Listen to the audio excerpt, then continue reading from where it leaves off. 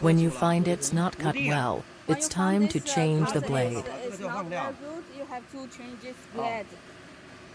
Here, these two blades, can see. These blades replace at back. Beside. Loosen the screws a little bit. Show me that. Show you. Yeah, please. Take out the blades. Okay.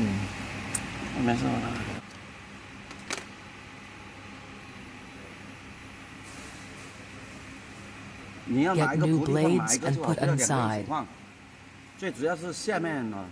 Only need to replace the non-sharp one. Don't need to replace two pieces together.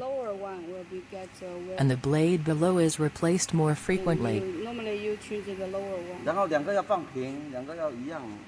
You have to make this Make sure that both blades are level. The distance thing, you can see here this way. And make sure the blade only out a little, like the video show. Don't out too much. Okay. Yeah, just as long as it can cut, the inner the better, because this part will move in and out. If the blades are out too much will cut the device. Sometimes have to change. Tighten the screws. And when you put the two blades inside,